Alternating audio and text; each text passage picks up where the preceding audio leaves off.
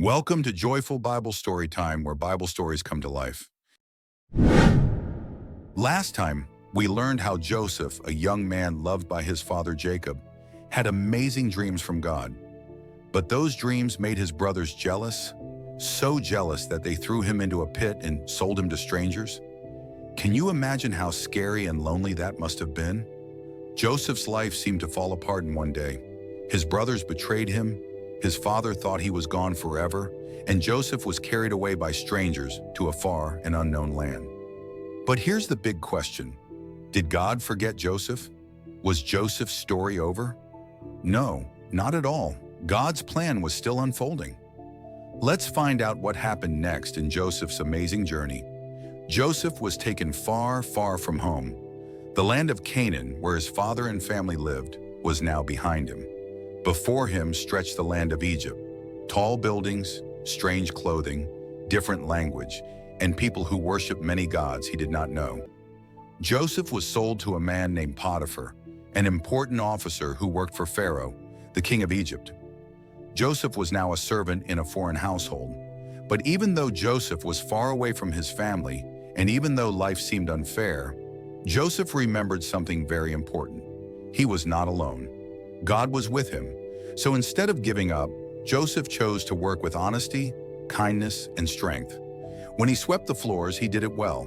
When he served food, he did it cheerfully. When he managed chores, he did it carefully. Soon, Potiphar noticed that everything Joseph touched seemed to succeed. His fields grew better, his house ran smoother, and his possessions increased. Potiphar could see that something, or rather, someone, was with Joseph. Day after day, Joseph proved himself faithful. Potiphar trusted him so much that he placed Joseph in charge of his entire household. Imagine that. A young man once betrayed and sold as a slave, now trusted to manage everything in a powerful man's house. It seemed like Joseph's story was finally turning around. But as we'll see, trouble was just around the corner. Even though Joseph did nothing wrong, life once again became difficult. One day Joseph was blamed for something he didn't do. People spoke lies about him, and Potiphar believed those lies. Angrily, he had Joseph thrown into prison. Can you imagine how Joseph felt? First betrayed by his brothers, then sold into slavery, and now unfairly punished again. It seemed like no matter how hard Joseph tried, things went wrong. Yet even in the dark, cold prison, Joseph did not lose hope.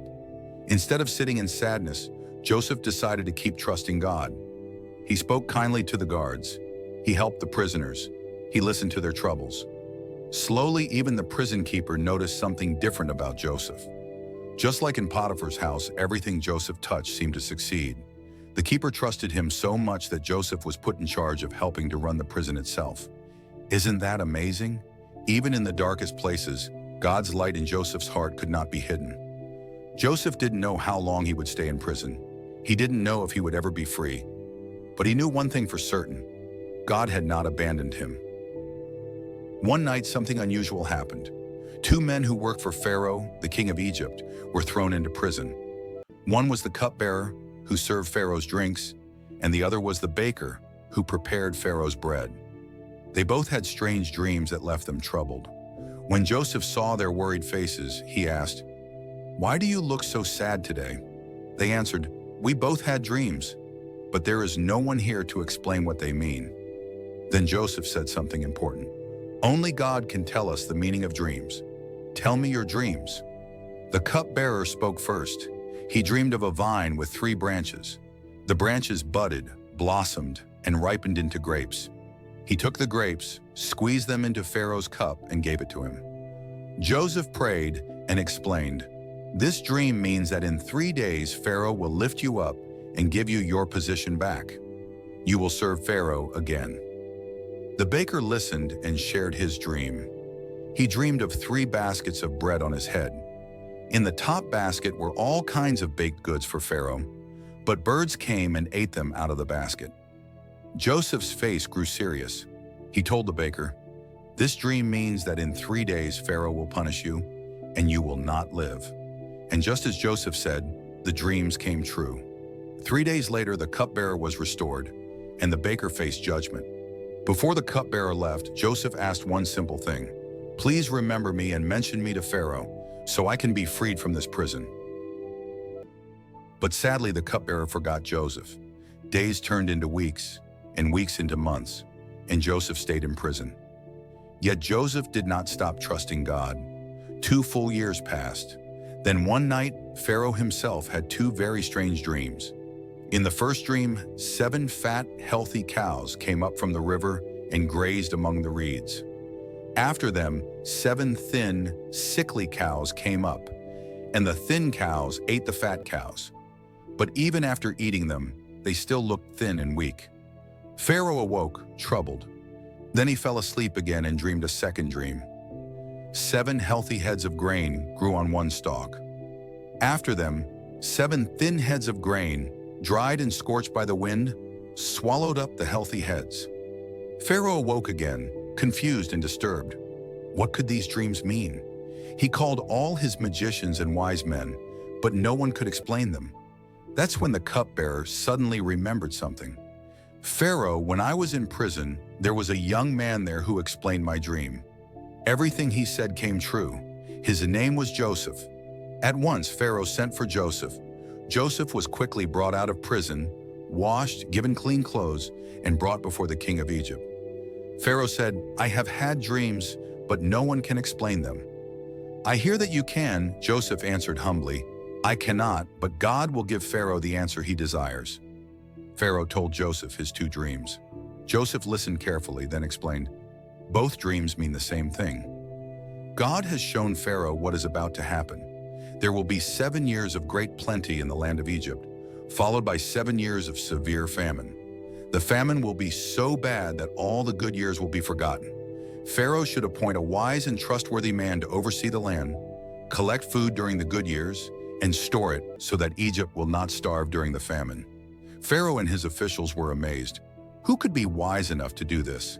Then Pharaoh looked at Joseph and said, "Since God has shown you all this, no one is as wise and discerning as you.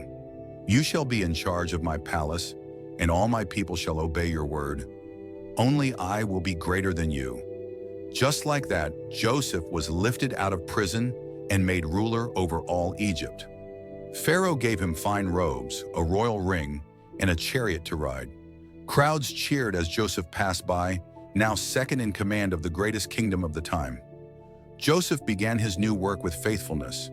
During the 7 years of plenty, he traveled through the land, collecting grain and storing it in great barns and cities.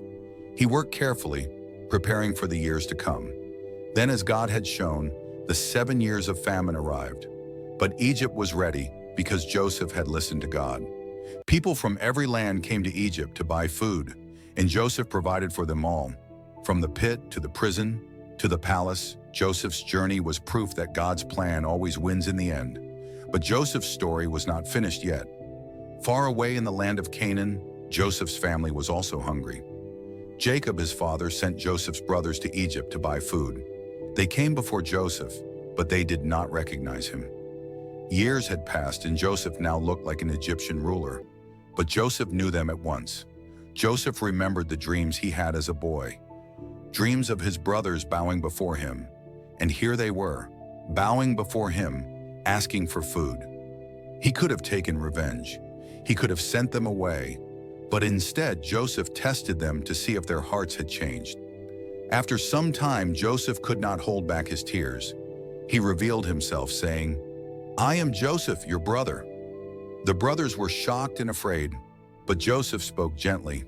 "Do not be afraid. You meant harm against me, but God used it for good to save many lives." Instead of punishment, Joseph offered forgiveness. Instead of anger, he offered love. Joseph invited his whole family to live in Egypt, where he could provide for them during the famine. After many years apart, Joseph was reunited with his father Jacob, and the family was together again. Joseph's story reminds us that even when life feels very hard, God's plan is always good. Joseph was betrayed by his brothers, sold as a slave, and even punished for something he never did. But God never left him. Step by step, God turned Joseph's pain into a beautiful purpose. In the end, Joseph was able to save many people from hunger, including his very own family. This shows us that no problem is too big for God to use for good. So whenever we face sadness, disappointment, or unfairness, we can still trust that God is in control.